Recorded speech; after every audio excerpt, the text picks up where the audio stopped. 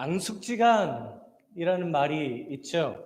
원한을 품고 앙가품을 해야겠다라는 그 마음을 앙심이라고 합니다. 이 앙심을 품고 서로 미워하는 관계를 앙숙지간, 앙숙관계라고 합니다. 개인 대 개인 될 수도 있고 그룹 대 그룹이 될 수도 있고 심지어는 나라 대 나라가 이 앙숙지간이 될 수도 있죠. 역사적으로 보면 이 앙숙 관계에 있는 나라들이 참 많이 있습니다. 대표적으로 한국과 일본이 그렇죠. 인도네시아와 파키스탄도 아주 오래된 앙숙지간입니다. 이란과 이라크 역시 아주 오랜 앙숙지간에 놓여져 있죠. 그리고 성경에 보면 아주 오래된 앙숙지간이 나오는데 바로 유대인과 사마리아인의 관계입니다. 그렇다면 이 두 민족은 왜 이렇게 뿌리 깊은 앙숙 관계가 된 것일까요? 오늘 본문 말씀은 사마리아 한 여인과 예수님이 이 사마리아 지역에 있는 한 동네의 우물에서 만나는 장면입니다. 그래서 오늘 본문의 사건의 배경을 위해서 유대인과 사마리아인의 이 앙숙의 역사를 살펴볼 필요가 있는데요. 이스라엘이 북이스라엘과 남유다로 분열이 됐습니다. 북이스라엘이 먼저 아수르라는 나라에 멸망을 당하게 되죠. 그리고 남유다는 바벨론이라는 나라에 멸망을 당하게 됩니다. 그때 바벨론이라는 나라에 이스라엘 백성들이 포로로 끌려가게 돼요. 그런데 70년 동안 포로 생활을 마친 후에 하나님의 계획과 섭리 안에서 그들이 다시 포로로 3번에 걸쳐서 귀환을 하게 됩니다. 첫 번째 포로 귀환을 한 세대에게 너무나 중요한 사명 한 가지가 주어집니다. 그 사명은 바로 무너진 성전을 다시 재건하는 일이었죠. 이스라엘 백성들이 다시 돌아와서 성전을 다시 짓는다라는 이 소식이 전해지자 우리도 예루살렘 성전을 재건하는데 돕게 해주세요. 우리도 그 재건 공사에 동참하겠습니다라고 찾아왔던 사람들이 있었습니다. 그 사람이 바로 사마리아인입니다. 그런데 당시 이스라엘의 지도자였던 스룹바벨과 예수아가 이 요청을요 단칼에 거절해버립니다. 아니 한 사람이라도 더 일손이 필요한 그때에 이 도움을 왜 거절했던 것일까요? 유대인들의 눈으로 보면 사마리아인들은 순수한 유대인의 혈통이 아니었기 때문입니다. 사마리아 지역은 이 북이스라엘의 영토였습니다. 그래서 북이스라엘이 아수르에게 멸망을 당했을 때 아수르 왕은 민족 혼합 정책이라는 것을 쓰죠. 그래서 식민지로 삼은 백성들을 다른 식민지로 강제로 이주를 해서 살게 했습니다. 민족성을 갖지 못하게 하고 자기들끼리 모여서 힘을 모으지 못하는 정책을 핀 것이죠. 당연히 사마리아 지역에도 다른 나라의 백성들과 사람들이 들어와 살게 되었고 그렇게 정착을 하면서 혼혈인들이 생겨나게 되었습니다. 그 사람들이 바로 사마리아인이었던 거죠. 그래서 유대인들은 당연히 아니 거룩한 하나님의 성전을 짓는데 어떻게 순수하지 못한 유대인들이 이 성전을 지을 수 있는가? 이런 공사에 동참할 수 있는가라고 하며 거절을 했던 겁니다. 당연히 사마리아인들이 기분이 좋았을까요? 나빴을까요? 굉장히 나빴겠죠. 그래서 그때부터 본격적으로 성전 건축하는 것을 방해를 하기 시작을 합니다. 그리고 너희만 성전을 건축하냐? 우리도 성전을 건축하겠다라고 하며 그리심산이라는 곳에 자기들만의 성전을 건축하게 됩니다. 이 역사적인 사건을 계기로 예수님 당시까지 유대인과 사마리아는 아주 앙숙지간이 되게 되었던 것이죠. 이제 이런 역사적인 배경을 가지고 예수님과 이 수가성에 살던 한 여인의 만남을 살펴보도록 하겠습니다. 예수님은요, 당시 유대인들이 절대로 하지 않았던 2가지를 지금 하셨습니다. 첫 번째는 유대인들은 사마리아 땅을 절대로 들어가거나 지나가지 않았는데 지금 예수님은 사마리아 땅으로 들어가셨던 것이죠. 우리 지도를 한번 보여주시면 이 예수님은 이 밑에 있는 예루살렘에서 위쪽에 있는 갈릴리 지역으로 가기를 원하셨습니다. 당연히 숏컷으로 가려면 직진을 해서 가면 되겠죠. 그런데 거기가 바로 사마리아 지역이었습니다. 그래서 당시 유대인들은요, 아무리 시간이 더 들어도, 아무리 내가 힘들어도 사마리아 지역으로 들어가지 않고 이렇게 삥 둘러서 예루살렘에서 갈릴리로, 갈릴리에서 예루살렘으로 이동을 했던 것이죠. 그런데 지금 예수님께서 그 사마리아 지역 정중앙에 있는 저 수가라는 동네에서 한 여인을 만나시게 됩니다. 그리고 둘째는 유대인들은 공공장소에서 절대로 사마리아인들에게 말을 걸지 않았습니다. 그리고 낯선 여인에게 절대로 말을 먼저 건네지 않았죠. 유대인들은 사마리아인들과 서로 상종을 하지 않았습니다. 그래서 길을 가다가 사마리아인들을 우연히 만나게 되면 마치 원수지간을 만난 것처럼 서로 째려보고 서로 회피하며 지나갔죠. 그런데 지금 예수님께서는 그 사마리아 여인에게 먼저 말을 거셨던 겁니다. 오늘 우리가 함께 읽은 이 본문 말씀은 이 예수님과 사마리아 여인의 만남의 결말에 해당되는 부분입니다. 오늘 우리가 주목해 보려고 하는 것은 예수님을 만난 이후의 사마리아 여인의 모습입니다. 28절과 29절 말씀을 보시면 여자가 물동이를 버려두고 동네로 들어가서 사람들에게 이르되 내가 행한 모든 일을 내게 말한 사람을 와서 보라. 이는 그리스도가 아니냐 하니. 이 여인에 대해서 가장 먼저 나오는 말씀이 있죠. 여자가 물동이를 버려두고입니다. 의도적으로 지금 한 물건을 강조하고 계시죠. 바로 물동이라는 물건입니다. 이 사마리아 여인이 우물가에 올 때랑 우물가에서 떠나갈 때 가장 큰 차이점이 있었죠. 우물가에 올 때는 이 여인은 물을 길기 위해서 물동이를 가져왔습니다. 그런데 예수님을 만나고 예수님과 대화한 이후에 그 우물가를 떠나갈 때 이 여인은 자신이 가져왔던 물동이를 그곳에 버려두고 갔다라는 것이죠. 물론 그녀에게는 이 물동이가 너무나 필요한 물건이었고 어찌 보면 소중한 물건이었을 것입니다. 그렇다면 그녀는 왜 물동이를 버려두고 그냥 그렇게 간 것일까요?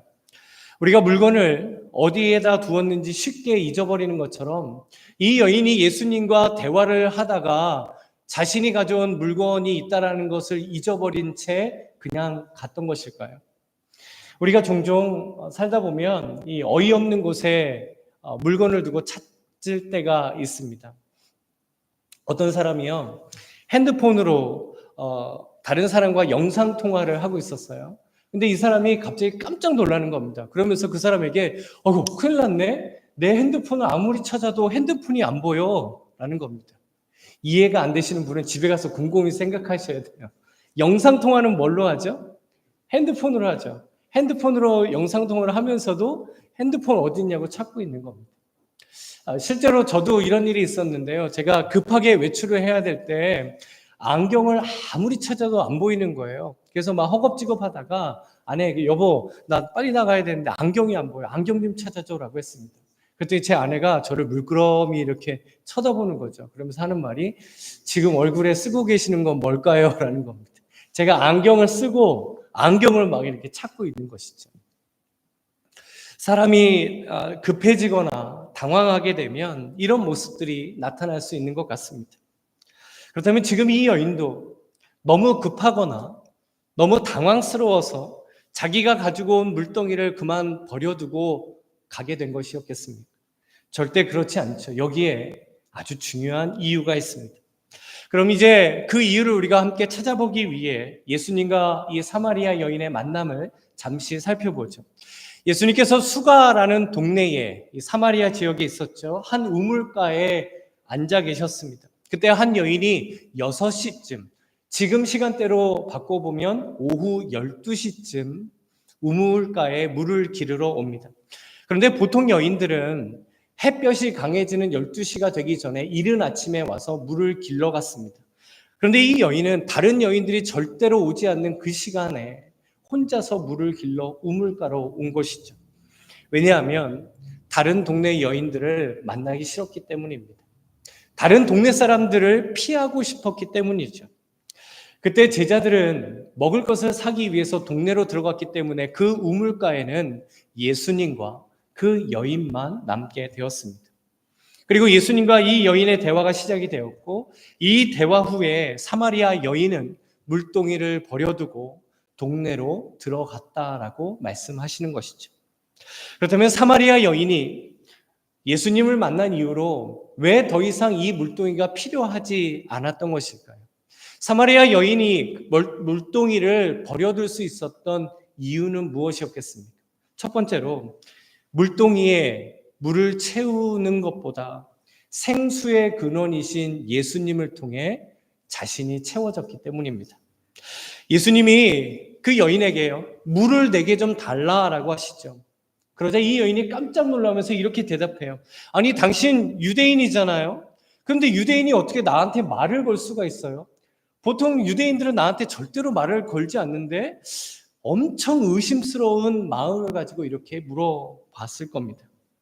근데 그때 이 여인이 정말 상상하지도 못할 말씀을 예수님께서 하시죠. 10절 말씀에 보면 예수께서 대답하여 이르시되 내가 만일 하나님의 선물과 또 내게 물 좀 달라 하는 이가 누구인 줄 알았더라면 내가 그에게 구하였을 것이요 그가 생수를 내게 주었으리라. 그때부터 예수님께서는 이 여인에게 영원히 목마르지 않는 생수에 대한 말씀을 한마디 한마디 전하시게 됩니다. 그 이야기를 들은 이 여인이요, 자신의 인생을 함축해 놓은 것 같은 그런 고백을 예수님께 이렇게 합니다. 15절 말씀에 주여 그런 물을 내게 주사 목마르지 않고 또 여기 물 기르러 오지도 않게 하옵소서. 이 여인의 말 가운데 무엇이 느껴지세요? 지금 이 여인은 굉장히 인생에 목말라 하고 있다라는 겁니다. 그녀가 들고 온 물동이는 어쩌면 목마른 채 살아가고 있는 자신의 삶을 함축적으로 나타나는 물건이라고 볼 수 있죠. 그렇다면 그녀는 자신의 인생의 목마름을 무엇으로 채워 넣으려고 하며 살아가고 있었을까요? 바로 남자를 통해 얻을 수 있는 것들을 자신의 인생의 물동이에 채우려고 했습니다. 그녀에게는 5명의 남편이 있었어요. 근데 다 헤어졌습니다. 이혼을 당했죠. 그리고 지금 6번째 남자와 살고 있는데 정상적인 결혼 생활이 아니었습니다. 당시 문화에서 결혼을 하기 전에는 절대 다른 남자와 동거를 하지 않았습니다. 그럼에도 불구하고 그녀는 계속해서 남자를 통해 무언가를 자기 인생에 채워 넣으려고 자신의 인생의 물동이를 그렇게 채워보려고 살아갔던 것이죠. 그러나 오히려 그녀는 남자들로부터 큰 상처를 받을 뿐이었습니다. 하지만 그녀는 그 상처를 너무 많이 경험하고 남자들을 통해서 내가 채워질 수 없구나. 이거 우리 여자 집사님, 여자 성도님들이 이렇게 깊이 새기면 안 됩니다. 그 여인이 그랬죠. 내가 5명의 남자를 만났는데도 채워지지 않았던 걸 6번째 남자를 통해 또 채워 넣으려고 했던 겁니다. 그런데 여전히 그녀는 목마른 상태로 살고 있었던 것이죠. 그런데 이 사마리아 여인만 이렇게 자신의 물동이를 뭔가로 채워 넣으려고 하는 것은 아닙니다. 우리들도 역시 내 인생의 물동이라는 것에 뭔가를 채워 넣으려고 하며 살아가죠. 왜냐하면 우리는 무엇인가를 채워 넣으려고 하는 욕구가 있고 무엇인가를 채워 넣지 않으면 안 될 것 같은 불안감을 동시에 가지고 살기 때문입니다. 그래서 어떤 사람들은 물질로 인생의 항아리를 채워 넣습니다. 어떤 사람들은 성공으로, 어떤 사람들은 다른 사람들의 인정으로 그 물동이를 채워 넣으려고 해요. 어떤 사람들은 내가 가지고 싶어 하는 것을 가지는 소유를 통해서, 아니면 내가 하고 싶은 것을 하는 그 일을 통해서, 아니면 여러 가지 것들로 채워지지 않는 내 목마름을, 내 인생의 항아리를, 물동이를 채워 넣으려고 합니다. 분명한 사실은 누구든 인생의 물동이에는 뭔가를 채워 넣어야 한다는 것이죠. 그런데 이런 채움의 욕구에 대해서 예수님께서 우리의 핵심을 찌르시는 한마디를 해주십니다. 13절 말씀인데요. 예수께서 대답하여 이르시되 이 물을 마시는 자마다 다시 목마르려니와. 사마리아 여인들이 아무리 남자들을 바꾸어 가면서 자기의 목마름을 해결해 보려고 했지만 다시 목마를 수밖에 없었습니다. 그 목마름은 더 갈급해졌던 것이죠. 자기 인생의 물동이를 한번 채워보려고 했지만 마치 바닥에 구멍이 난 것처럼 채워도 채워지지가 않는 거였죠. 우리는 이것을 공허함이라고 부를 수 있습니다. 분명 뭔가를 내가 내 인생에 막 채워놓은 것 같은데 어느 날 보니까 아무것도 채워져 있지가 않는 거죠. 그때 인생에 공허함이 생긴다라고 합니다. 인생에 그때 허무함을 느끼게 되고 인생의 탈진이 찾아오는 때가 바로 그때라고 합니다. 이탈리아의 전설의 여배우라고 불리는 이 소피아 로렌이라는 배우가 있습니다. 요즘 세대는 잘 모르겠지만 아마 제 세대나 제 윗세대 분들은 아마 한 번쯤은 들어보셨을 만한 아주 유명한 배우이죠. 아카데미 여우주연상도 받았고 전 세계적으로 큰 인기와 부를 누리던 배우가 소피아 로렌이었습니다. 그런데 이 배우가요, 나이가 많이 들어 이제 인생을 마무리하는 한 노년 때 인터뷰 중에 이런 말을 합니다. 나는 상도 많이 받았습니다. 결혼 생활도 잘했습니다. 부족한 것 하나도 없었습니다. 그런데 내 삶에는 결코 채워질 수 없는 공허함이 있습니다. 라는 말이었습니다. 산악인들에게요, 최고의 순간은 이 산 정상에 딱 올랐을 때라고 합니다. 특히 산이 험하고 높을수록 정상에서 누리는 그 성취감과 만족과 기쁨은 말로 할 수 없다라고 합니다. 근데 솔직히 저는 이 산 정상에 이렇게 올라가 본 적이 자주 없어서 잘 모르겠는데 우리 산악의 달인인 우리 방 집사님은 아마 이 기분을 잘 아실 것 같습니다. 그런데 그 산 정상에서요, 산악인들이 상승정지 증후군이라는 것을 때로 겪는다고 합니다. 이게 뭐냐면 정상에 오르면 너무나 기쁜데 그 기쁨이 금세 사라져버리는 것이죠. 자기가 너무 힘들게 준비하고 정말 이를 악물고 산 정상까지 꾸역꾸역 올라와서 너무 그 기쁘고 만족함을 누리는데 이제 그 정상에서 내려와야 하기 때문입니다. 그래서 그 정상에서 이제는 어디로 가야 하나 이런 공허함이 갑자기 찾아오는데 그것을 상승정지 증후군이라고 합니다. 우리를 만족시키고 나를 기쁘게 했던 일들, 나를 만족시키는 어떤 조건들, 환경들, 그런 것들이 우리의 삶에 있는데 우리는 왜 다시 목마른 인생이 되는 것이겠습니까? 그런 것들로 내 인생의 물동이가 채워지기는 하지만 그 만족함은 결코 오래 갈 수 없기 때문입니다. 그런 것들이 내 영혼을 채울 수는 없기 때문이죠. 그래서 사람들은 공허함이라는 것을 느끼게 되고 다른 것들로 채워 넣으려고 하면 할수록 그 공허함은 커질 수밖에 없는 것이죠. 사마리아인 역시 그랬습니다.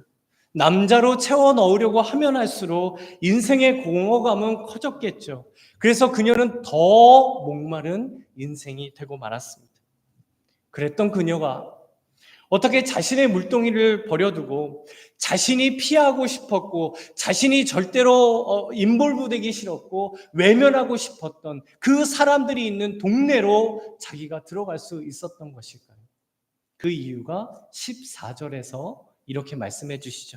우리 14절을 함께 읽어보겠습니다. 함께 읽죠. 내가 주는 물을 마시는 자는 영원히 목마르지 아니하리니 내가 주는 물은 그 속에서 영생하도록 솟아나는 샘물이 되리라. 아멘. 사마리아 여인에게 내가 뭔가로 채우려고 했던 물동이가 필요하지 않았던 이유는 영원한 생수를 주시는 예수님으로 그녀가 채워졌기 때문입니다.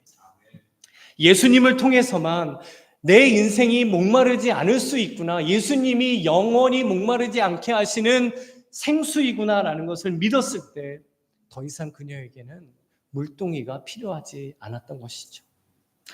주님 안에 사랑하는 성도 여러분, 오늘 이 시간 스스로 한번 이런 질문을 던져보죠. 지금 우리는 내 인생의 물동이를 무엇으로 채우며 살려고 하겠습니까? 정말 지금 내가 내 인생에 채워 넣으려고 하는 것들이 정말 내 인생을 목마르지 않게 하는 것들이 되고 있을까요? 우리 인생이 예수님으로 채워질 때 목마르지 않습니다. 오직 예수님만이 우리를 목마르지 않게 하시는 분인 줄로 믿습니다. 예수님이 아닌 그 어떤 것도 우리 인생의 목마름에서 벗어나게 할 수는 없습니다. 잠시 잠깐, 아주 잠깐 만족할 수는 있겠죠. 그러나 영원할 수 없습니다.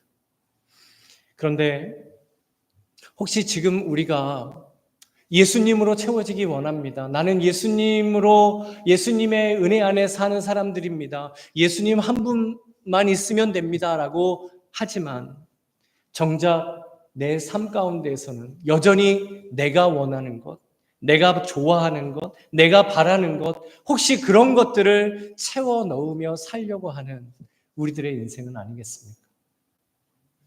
그렇다고 그리스도인이 아무것도 가지지 말라, 아무것도 누리지 말라, 아무것도 소유하지 말라 이런 뜻이 아닙니다.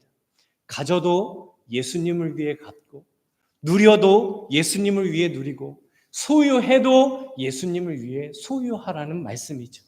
결국 우리가 예수님으로 채워진다라는 것은 예수님 한 분만으로 만족하며 산다라는 뜻이 됩니다. 그녀가 예수님으로 채워졌을 때 열등감도 사라졌어요. 그녀가 예수님으로 채워지니까 소외감도 사라졌어요. 그녀가 예수님으로 채워지니까 마음 깊숙이 사로잡고 있었던 다른 사람들을 피하고 싶었던 그런 마음들이 사라졌습니다. 그래서 물동이를 버려두고 동네로 들어갈 수 있었던 것이죠. 오늘 주신 이 말씀을 통해 우리 하나님 앞에 간절하게 이 한 가지 간구하기 원합니다. 하나님, 내 인생의 물동이가 예수님으로 채워지기 원합니다. 예수님 한 분만으로 정말 만족하는 삶이 되기 원합니다. 예수님, 저를 채워주세요. 이 간구하는 저와 성도님들 되시기를 간절히 소망합니다. 나의 영혼을 채우시는 분은 오직 예수 그리스도 한 분뿐인 줄로 믿습니다. 아멘. 그래서 예수님으로 채워져 정말 예수님 한 분 때문에 인생의 만족함을 경험하시고 정말 예수님 한 분 때문에 인생이 절대로 목마르지 않는 성도님들 되시기를 주님의 이름으로 간절히 축원합니다. 아멘. 두 번째로 사마리아 여인에게 물동이가 필요하지 않았던 이유는 예수님이 그리스도가 되시는 예배를 그녀가 드릴 수 있었기 때문입니다. 사마리아 여인에게는요, 예배를 드리는 장소가 중요했어요. 그래서 예수님한테 예수님, 유대인들은 예루살렘에서 예배 드려야 한다라고 하고 사마리아 사람들은 그리심산 성전에서 예배 드려야 한다라고 하는데 어디서 예배 드리는 게 맞나요? 라고 묻죠. 장소를 물었습니다. 그런데 예수님께서 장소가 중요한 게 아니라 그 예배를 드리는 예배자가 중요하다라고 말씀하시죠. 그래서 23절에 이렇게 말씀하십니다. 아버지께 참되게 예배하는 자들은 영과 진리로 예배할 때가 오나니 곧 이때라. 아버지께서는 자기에게 이렇게 예배하는 자들을 찾으시느니라. 하나님께서 찾으시는 참되게 예배하는 자들은 바로 영과 진리로 하나님께 예배하는 자들입니다. 사복음서 중에 이 예배하다라는 말이 요한복음에만 나옵니다. 이 요한복음에 6번이 나오는데 5번이 요한복음 4장에 나옵니다. 이게 무슨 뜻일까요? 그만큼 성경 전체에서 예배에 대한 가장 중요한 말씀이 있다면 요한복음 4장인 것이죠. 그리고 이 예배하다라는 단어를 통해서 한 가지 너무나 중요한 예배자의 모습을 우리는 깨닫게 됩니다. 이 예배하다라는 단어가요, 모두 수동태가 아니라 능동태로 기록이 되어져 있습니다.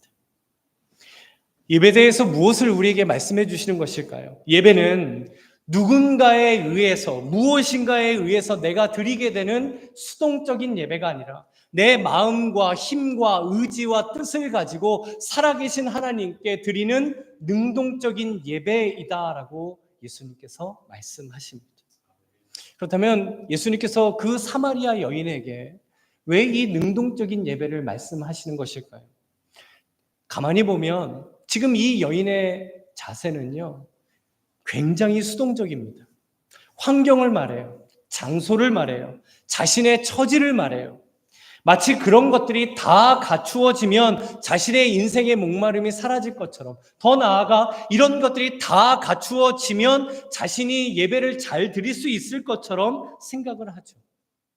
그러나 예수님께서는 그 여인에게, 예배자에게 중요한 건 그런 장소나 환경이 아니라 내가 영과 진리로 살아계신 하나님께 예배하는 것이다 라고 말씀하시는 겁니다. 영과 진리로 예배하는 예배자가 무엇이겠습니까? 하나님이 찾기 원하시는 예배자로서 성령님의 인도하심을 따라 성령님께 사로잡혀서 하나님이 가장 원하시는 예배자의 마음, 하나님께서 가장 원하시는 예배자의 모습을 통하여 예배하는 겁니다. 그리고 말씀이 육신이 되시고 유일한 진리가 되신 예수 그리스도의 은혜를 이 예배 가운데 진심으로 갈망하는 예배자가 영과 진리 안에서 예배하는 예배자입니다.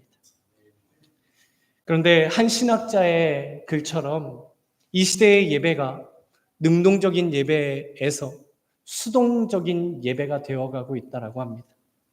그래서 마치요, 티켓을 끊고 어떤 공연을 보는 것처럼 예배를 보게 되었습니다.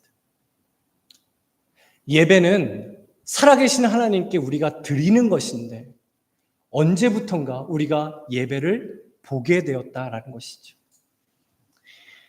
주님 안에 사랑하는 성도 여러분, 예배 가운데 성령님께서는 우리에게 크신 은혜를 주세요. 성령님께서 우리를 충만케 해주셔서 우리가 가장 온전한 예배자로서 하나님께 예배할 수 있도록 이 자리에 있는 우리 모두에게 동일한 은혜를 주십니다. 그러나 어떤 예배자로 내가 하나님께 예배를 드리느냐는 수동의 문제가 아니라 능동의 문제라는 겁니다. 어떤 예배자가 되느냐, 어떤 예배를 드리느냐는 바로 다름 아닌 나 자신이라는 겁니다. 지금 나는 어떤 예배자이겠습니까? 우리는 지금 어떤 마음으로 이 예배를 드리고 있고, 이 예배를 우리는 어떤 마음으로 준비했고, 이 예배를 통해 누리게 될 그 하나님의 은혜를 우리는 얼마나 갈망했겠습니까? 우리는 얼마나 성령님께서 정말 이 예배 가운데 역사해 주셔서 은혜 베푸시기를 우리 얼마나 갈급하며 이 예배의 자리에 있겠습니까? 주 안에 사랑하는 성도 여러분, 하나님이 찾으시는, 하나님이 기뻐하시는 영과 진리 안에서 예배하는 참된 예배자 되시기를 이 시간 주님의 이름으로 간절히 소망합니다.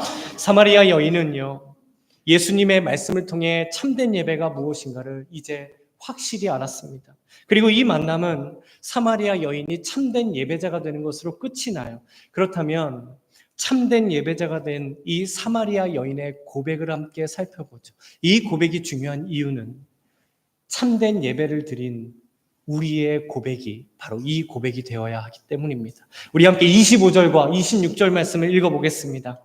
우리 함께 읽겠습니다.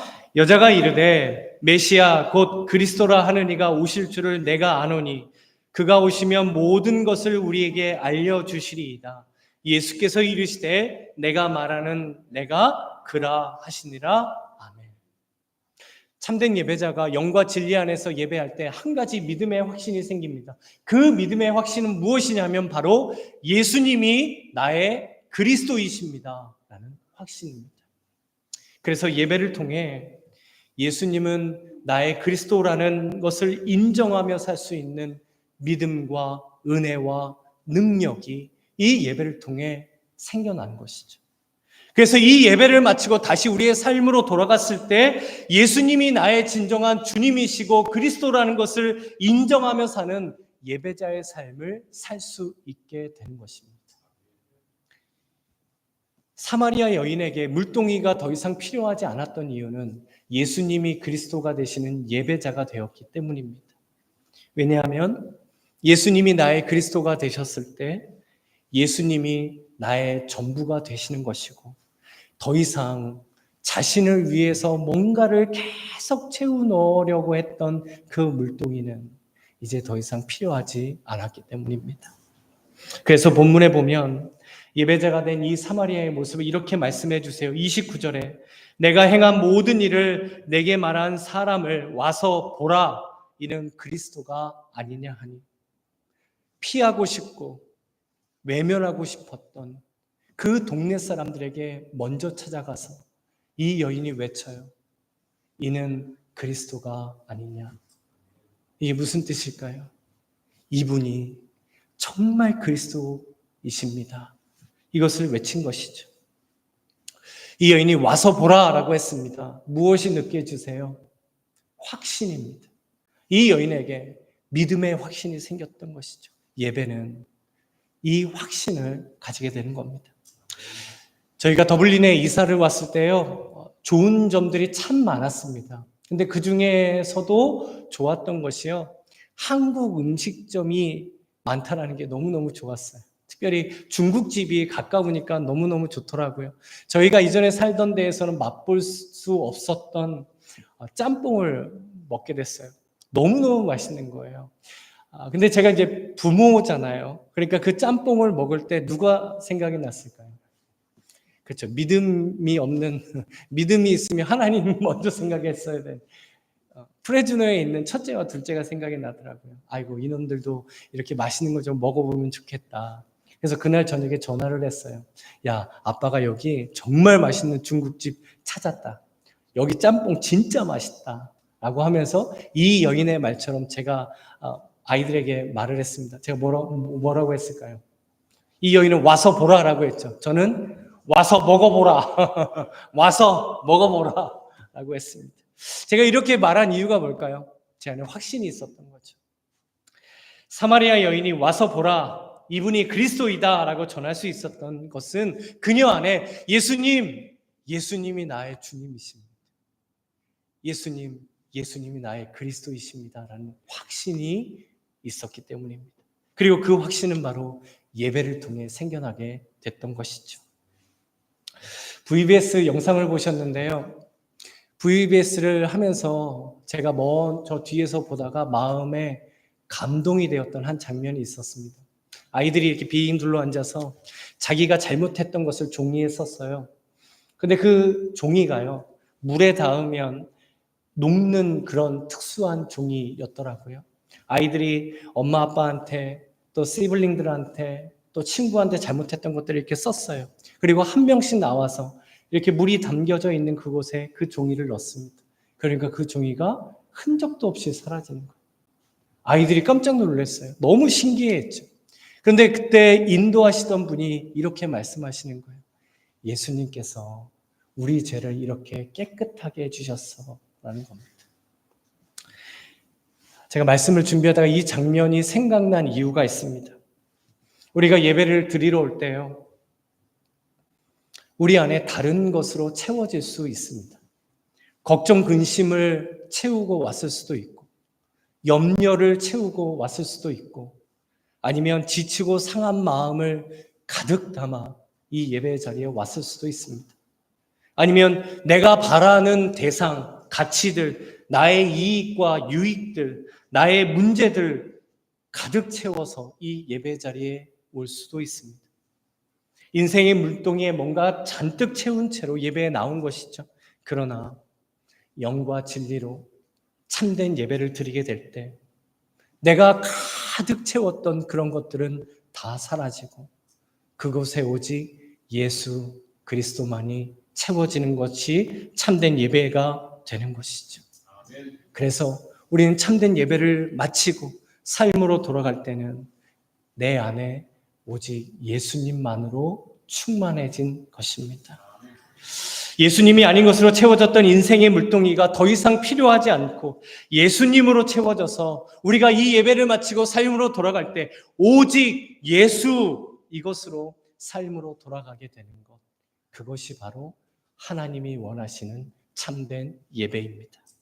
주님 안에 사랑하는 성도 여러분, 예배 때마다 예수 그리스도로 채워지는 참된 예배자 되시기를 주님의 이름으로 간절히 축원합니다. 그래서 우리 교회에서 드려지는 모든 예배를 통해 우리 모두가 예수님만이 나의 주님이시고 예수님만이 나의 그리스도이십니다를 고백하는 예배 공동체가 되기를 주님의 이름으로 소망합니다. 그래서 오직 예수님으로만 채워지는 예수 그리스도의 성도님들 되시고 우리 교회가 오직 예수 그리스도로 채워지는 예수 공동체가 되기를 이 시간 주님의 이름으로 간절히 축원합니다. 아멘.